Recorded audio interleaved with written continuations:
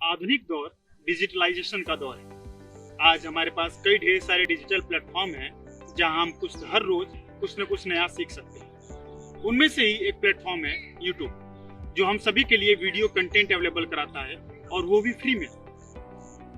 आधुनिक समय में लगभग हर युवा यूट्यूब पर उपलब्ध है अपनी अपनी कलाकारियों के साथ, अपने अपने हुनर के साथ, अपने अपने टैलेंट के साथ। लेकिन यूट्यूब पर कई ढेर सारे ऐसे कंटेंट भी है जिससे कि हर रोज हम नया कुछ सीख सकते हैं।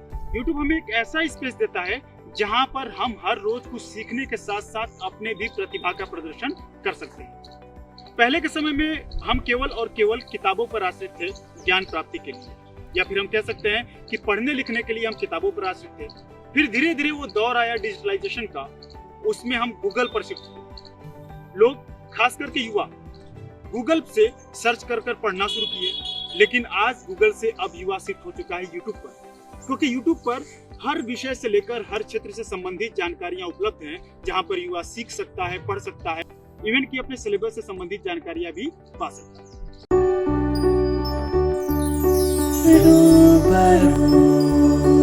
रूबरू, एक खास मुलाकात। नमस्कार, मैं अरुण जायसवाल, स्वागत है आप सभी का कैंपस खबर के खास कार्यक्रम रूबरू। आज के इस खास कार्यक्रम में हमारे साथ हैं करण गुप्ता जी। करण गुप्ता जी मोंटेसोरी विश्वविद्यालय के फार्मेसी डिपार्टमेंट में बतौर सहायक प्रोफेसर अभी कार्यरत हैं। साथ ही साथ करण गुप्ता जी एक यूट्यूबर भी हैं, जिन्होंने अभी अभी अपने चैनल प्रोफेसर करण गुप्ता पर 1 लाख सब्सक्राइबर्स पूरे किए। तो आज हम जानेंगे करण गुप्ता से कि कैसे उन्होंने अपने यूट्यूब चैनल की शुरुआत की, एक यूट्यूब चैनल को सुचारू रूप से चलाने के लिए किन किन बातों का विशेष रूप से ध्यान रखना चाहिए और क्या कुछ है खास उनके चैनल में, इसके बारे में आज हम चर्चा करेंगे करण गुप्ता जी से। सर, आपका बहुत बहुत स्वागत है हमारे इस खास कार्यक्रम में। Thank you very much. सबसे पहले आपको बहुत बहुत बधाई कि आपके यूट्यूब चैनल्स पर 1 लाख सब्सक्राइबर्स पूरे हुए हैं और आप लगातार कुछ बेहतर करने की कोशिश कर रहे हैं शिक्षा के क्षेत्र में, और स्पेशली जब आज के समय में डिजिटलाइजेशन का दौर है और लोग हर एक युवा लगभग यूट्यूब पर, क्योंकि फ्री प्लेटफॉर्म है, लोग वहां पर पहुंचना चाहते हैं और लोग पहुंच रहे हैं खासतौर से आपके चैनल्स पर। तो सबसे पहले मैं ये जानना चाहूंगा कि आपने इस चैनल की शुरुआत कब की? जी, पहले तो मैं आपको शुक्रिया कहूंगा कि आपने मुझे इस इवेंट में बुलाया और इसके लायक समझा कि आप मुझे बुला सकें। आपकी सारी टीम को मैं थैंक यू बोलूंगा। रही बात स्टार्टिंग की यूट्यूब में स्टार्ट कब किया, तो मैंने स्टार्टिंग करी मार्च 2019 जब हमने अपना पहला वीडियो शूट किया था। उस समय हमने शूट किया था और मैंने अपना पहला वीडियो जो अपलोड किया था, या जिस दिन मेरा पहला वीडियो पब्लिश हुआ था, 28 मार्च 2019 को मैंने शूट किया था। तो मैंने ये सोचा कि मैं अपना वीडियो अपलोड कब करूंगा, तो एक अच्छा दिन चाहिए था। तो रामनवमी का दिन 7 अप्रैल को वो दिन था। उस दिन रामनवमी वाले दिन जब भगवान का जन्म होता है 12 बजे दोपहर, उस समय मैंने अपने वीडियो को अपलोड किया था, जो मेरा पहला वीडियो। तो वहां से मेरी स्टार्टिंग हुई।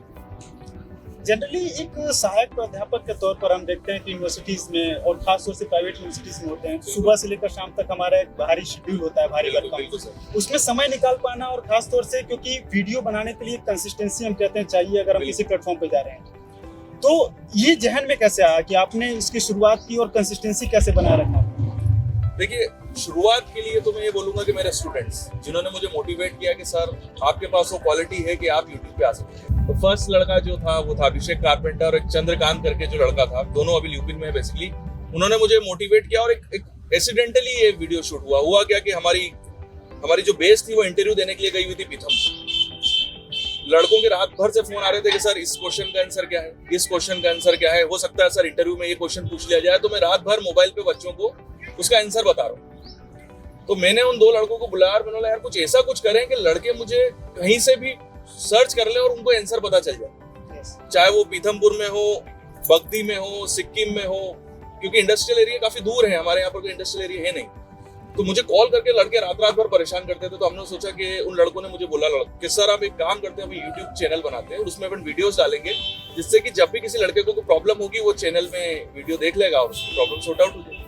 अच्छा, आपने कहा कि बच्चों ने कहा कि आपके अंदर वो क्वालिटी है कि यूट्यूब चैनल शुरू कर सकते हैं। बिल्कुल। तो मैं आपसे जानना चाहूंगा कि अगर कोई दूसरा व्यक्ति, कोई भी इच्छुक स्टूडेंट हो हमारा, या फिर कोई प्रोफेशनल जो आना चाहता है यूट्यूब चैनल पर, डिजिटल प्लेटफॉर्म पर, तो उसके अंदर क्या क्वालिटी होनी चाहिए यूट्यूब चैनल शुरुआत करने के लिए? आपको खुद से इनिशिएटिव जब ले रहे हैं, क्या क्या क्वालिटी होनी चाहिए? देखिए, ये क्वेश्चन मुझसे काफी लोग पूछते हैं और इसका जवाब मैं ये बोलूंगा कि देखिए, यूट्यूब में आया 2019, बट मैं फार्मा सेक्टर में 2012 से काम कर रहा हूं। मैं 4 साल इंडस्ट्री में काम कर चुका हूँ और उसके बाद मैंने टीचिंग करी, उसके बाद मैं यूट्यूब पे आया। मतलब यूट्यूब एक ऐसा फ्री प्लेटफॉर्म है जहाँ पर कोई भी आ सकता है, बट इसकी खासियत ये है कि वही टिकता है जिसके पास नॉलेज होता है और क्वालिटी होती है। तो मैं हमेशा लड़कों से यही बोलता हूँ कि आप यूट्यूब पे जरूर आइए, बट एक प्रॉपर होमवर्क आपके साथ में जब होगा, आप पहले से जो मेहनत करके आएंगे वो वहां पर आपको शो करना है। अगर आप बिल्कुल इनिशियल वे में स्टार्ट कर देंगे, खासकर एजुकेशन लाइन, तो वहां पर होगा ये कि यूट्यूब में खासियत ये है कि आप लाइक भी कर सकते हैं, डिसलाइक भी कर सकते हैं, आप कमेंट भी कर सकते हैं। और आप स्टार्टिंग में अगर कोई आपके कंटेंट में दम नहीं है तो डिसलाइक होगा,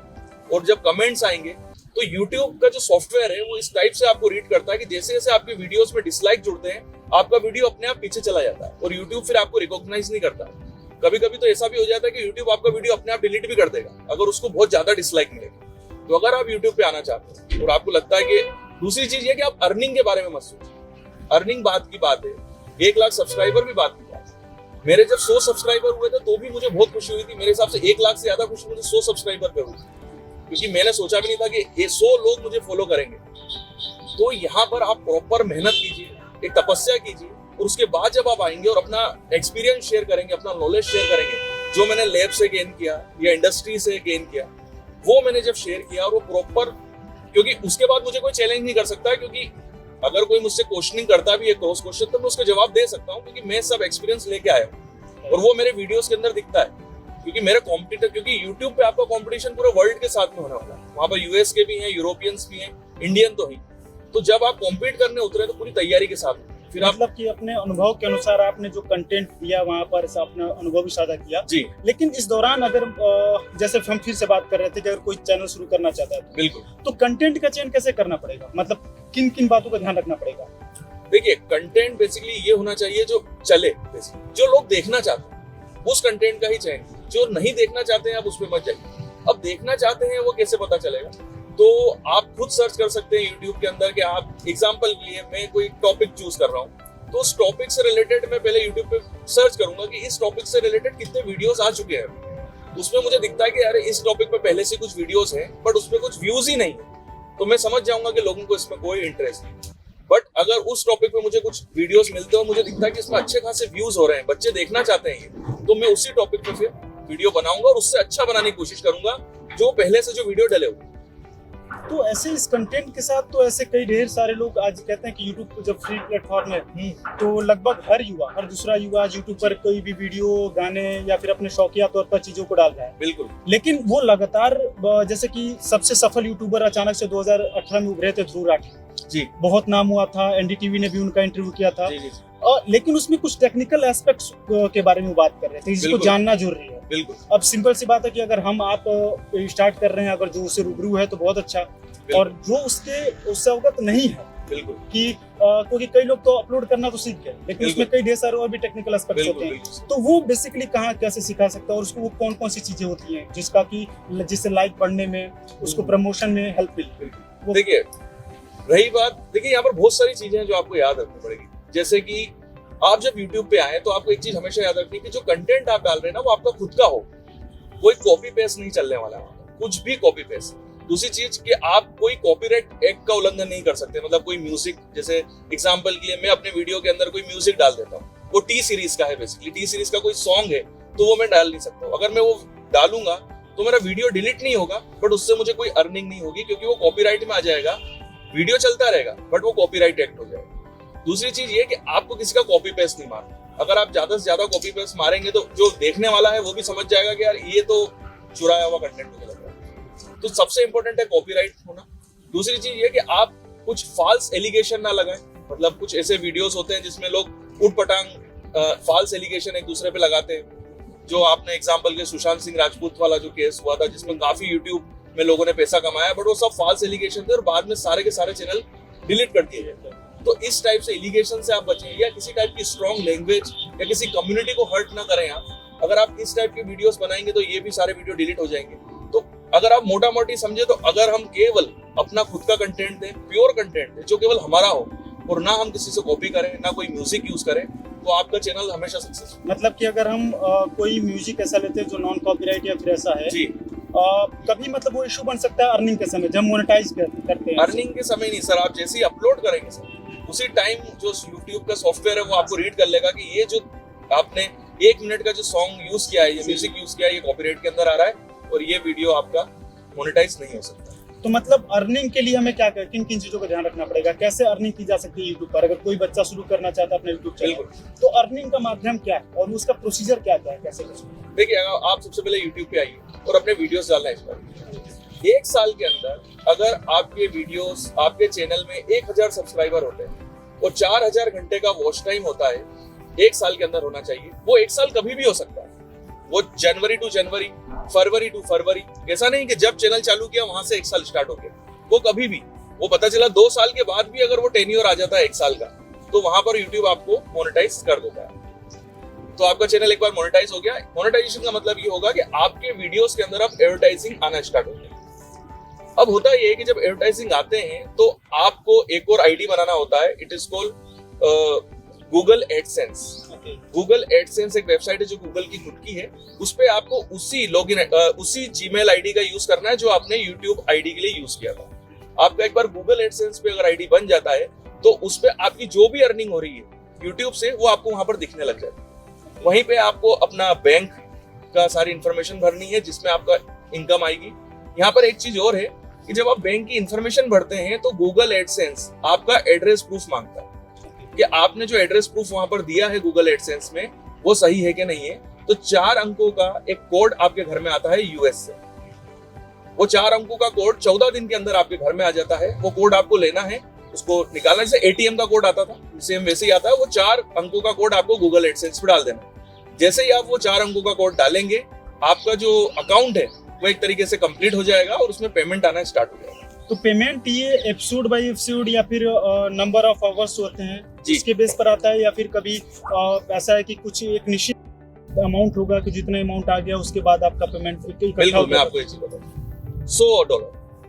$100 मिनिमम होना चाहिए। $100 अगर हो गया तो वो आपके अकाउंट में ट्रांसफर हो जाता है। अब $100 का 200 भी हो सकता है, 1000 भी हो सकता है, बट $99 हुआ तो फिर आपको अगले महीने तक वेट करना होगा। अगले महीने भी अगर $100 हो गया तो आ जाएगा। जैसे इनिशियल मुझे अपने $100 पहुंचने में 6 महीने का समय लगा। 6 महीने के बाद मेरे $100 कंप्लीट हुए थे और उसके बाद फिर वो मेरे अकाउंट में ट्रांसफर हुआ था।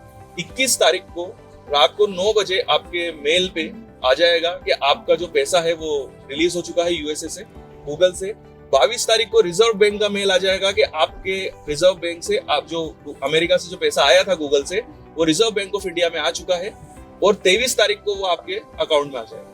तो अभी मतलब आपका इनकम का सोर्स एक यूट्यूब भी है आज के समय में, और खास तौर से कोरोना काल की जब हम बात कर रहे थे और आज भी कोरोना खत्म नहीं हुआ है। बिल्कुल। हाँ, राहत थोड़ी जरूर मिली है।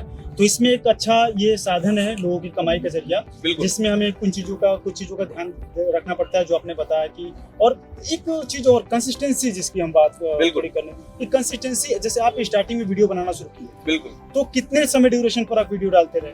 ये बहुत इंपॉर्टेंट है। अगर आपके चैनल के अंदर कंसिस्टेंसी नहीं है तो YouTube की नजर में आपका चैनल अपने आप पीछे चला जाएगा। वो उनका जो मॉनिटर करने का जो सिस्टम है वो इस चीज को जरूर मॉनिटर करते हैं कि ये जो चैनल है वो कंसिस्टेंट है कि नहीं, कंटिन्यूअसली वीडियो अपलोड हो रहे हैं कि नहीं हो रहे हैं, और जो व्यूअर्स हैं वो इनको सर्च कर रहे हैं कि नहीं कर रहे हैं। YouTube का एक बहुत अच्छा मैं बताऊंगा कि कई लोग क्या करते हैं कि YouTube चैनल बनाते हैं और WhatsApp और Facebook पे शेयर करते हैं कि मेरे वीडियोस देखो। कभी भी YouTube कभी भी ऐसे पैसा आपको कभी भी नहीं देगा। YouTube केवल आपको उसी का पैसा देगा जब आपको सर्च करके वीडियो देखा गया। YouTube की नजर में जेन्युइन व्यूअर वही है। अगर आप किसी को शेयर करके बोल रहे हो कि व्हाट्सएप पे आप शेयर कर देते हो ग्रुप के अंदर के मेरा ये वीडियो देखो या मेरे सब्सक्राइब बन जाओ, तो ऐसा कभी भी नहीं होने वाला है। वो कभी भी वो पेमेंट जोड़ेगा ही नहीं, क्योंकि YouTube को ऐसा लगेगा कि हो सकता है ये लोग तो वीडियो देख ही नहीं रहे हो, ये चालू करके छोड़ दिया हो। उनको तो एडवर्टाइजिंग से पैसा आ रहा है ना, तो आप एडवर्टाइजिंग जब देखोगे ही नहीं तो पैसा किस बात का? तो YouTube पेमेंट भी उसी वीडियो का देगा जो आपको प्रॉपर्ली सर्च करे, और सर्च करके आपका वीडियो देगा। तो सर्च करने के लिए क्या कोई जो हम डिस्क्रिप्शन डालते हैं या फिर टाइटल? नहीं, जैसे आप मुझे अच्छी होना जरूरी है जी। जैसे मेरे को सर्च कर लिया करण अजय गुप्ता अगर YouTube पे डाला तो एक तरीके से वो सर्च ही हुआ, और उसको देख के फिर उसने मुझे व्यू करा। और नए लोग कैसे, अगर हम नया कोई चैनल क्रिएट कर रहे हैं तब हमारे कैसे लोग सर्च करेंगे, व्यूअर्स बढ़ेंगे? क्योंकि हम तो सिंपल सी बात है, फिर अगर YouTube पर फेसबुक से जाएंगे, व्हाट्सएप से जाएंगे, तो फिर वही बात होगी नहीं, अर्निंग का साधन। अर्निंग का साधन। हाँ, तो वो हम कैसे, कोई हमें अगर नया चैनल क्रिएट कर रहे हैं, हमें कोई सर्च करे तो क्या कुछ टाइटल हमको ऐसा कैची रखें या फिर मतलब किन बातों का? आप कोशिश करें कि अपना टॉपिक कुछ ऐसा नया यूनिक चुन लें जिसमें केवल आपका ही वीडियो हो या आपके एक दो कॉम्पिटिटर उससे ज्यादा ना हो। अगर आप कोई ऐसे टॉपिक पे करेंगे जिसमें पहले से 50 वीडियो बन चुके हैं तो जेन्युइन सी बात है वो आपको इतना पीछे रहेगा कि वो आप कभी सर्च ही नहीं हो पाएंगे। तो इसलिए आपको टॉपिक का सिलेक्शन ऐसा करना पड़ेगा जो बिल्कुल लेटेस्ट हो, और जब कोई भी सर्च करे तो सबसे पहले, जब होगा ही नहीं यूट्यूब के पास वीडियो, तो आपका ही वीडियो सबसे पहले आ जाएगा। और ऐसा होता भी है, कुछ ऐसे टॉपिक्स जिसपे कुछ है ही नहीं, एक दो चैनल ही हैं जो उन टॉपिक्स पे टच करते हैं, तो वही आता है। तो मेन आपका फिर टॉपिक होना चाहिए। तो वो आप जब वीडियो अपलोड करते हैं तो वो केची पॉइंट जो होते हैं वो हमको डालने पड़ते हैं नीचे कि इस नाम से वो वीडियो आपको कर सकता है। और आपकी जितनी इच्छा उतना डाल दो, डिस्क्रिप्शन पे लिमिट है ही नहीं। आप चाहो तो 200 ऐसे वर्ड्स यूज कर सकते हो जिसपे वो आपको सर्च कर सके। तो जब मैं कभी भी वीडियो अपलोड करता हूँ तो मैं उन वर्ड्स को हमेशा ऐड करता हूँ जिससे वो आपको सर्च करे और जिससे रिलेट करता है टॉपिक डिस्क्रिप्शन के अंदर, तो उसी से ही आपको फिर वो सर्च किया जाएगा। जितने ज्यादा आप कीवर्ड्स डालोगे उतना ज्यादा अच्छा होगा कि वो आपको सर्च कर सके। तो करण जी, मैं ये जानना चाहूंगा कि इस सफर में मार्च 2019 से लेकर अब तक के सफर में 1 लाख सब्सक्राइबर्स अभी हो चुके हैं आपके, उससे अधिक भी हो चुके हैं। तो इसमें मंसूर यूनिवर्सिटी का क्या योगदान रहा?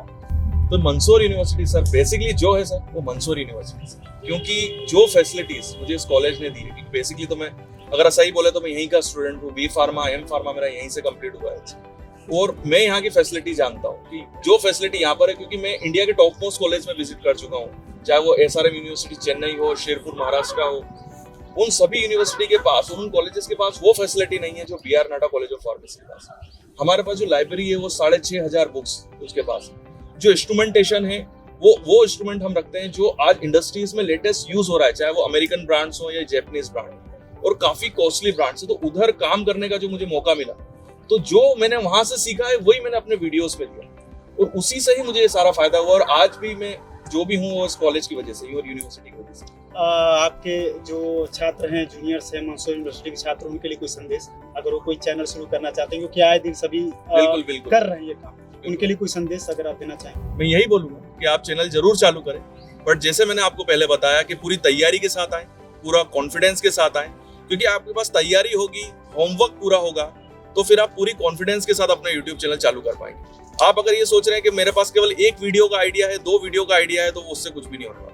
दूसरी चीज ये है कि यूट्यूब में कभी अर्निंग के बारे में ना सोचें। आप पहले इंजॉय करें अपने वीडियोस को। अगर अर्निंग आनी होगी तो वो आ जाएगी, और अगर नहीं आनी होगी तो आप कुछ भी कर लें, कैसा भी सेटअप लगा लें, कुछ भी नहीं होने वाला। कोशिश करें आप अपने नॉलेज को बढ़ाएं और अपना होमवर्क करें। चाहे तो एक मोबाइल के कैमरे से भी स्टार्ट कर सकते हो। जितने बड़े बड़े यूट्यूबर हैं उन्होंने मोबाइल से स्टार्ट किया था, और आज मोबाइल भी अच्छी क्वालिटी के आ रहे हैं, और फिर उसके बाद वो बड़े सेटअप पे गए। तो ये ना सोचे कि मेरे पास कुछ नहीं है, क्योंकि कंटेंट की कीमत है, आपके सेटअप की कोई कीमत नहीं। अगर आपका कंटेंट में दम है तो आप बिल्कुल सक्सेसफुल हैं। बहुत बहुत धन्यवाद करण जी, एक बार फिर से आपको बहुत बहुत बधाई 1 लाख सब्सक्राइबर्स के लिए, और उम्मीद करते हैं कि आप इस तरह लगातार काम करते रहेंगे और हमारे बच्चों को लाभान्वित करते रहेंगे अपने ज्ञान से। बिल्कुल। तो आपका हमारे शो में आने के लिए बहुत बहुत धन्यवाद। Thank you very much. तो आज के इस खास कार्यक्रम रूबरू में हम बात कर रहे थे करण गुप्ता जी से, जिन्होंने अपना खुद का यूट्यूब चैनल प्रोफेसर करण गुप्ता के नाम से स्टार्ट किया है, और अभी अभी उन्होंने 1 लाख सब्सक्राइबर्स पूरे किए हैं। साथ ही साथ करण गुप्ता जी ने बताया कि यदि आपको यूट्यूब चैनल शुरू करना चाहते हैं, या फिर ऐसा कुछ सोच रहे हैं या फिर चला रहे हैं, तो उन पर किन किन बातों का ध्यान रखना चाहिए कि आप एक अच्छे यूट्यूबर बन सके।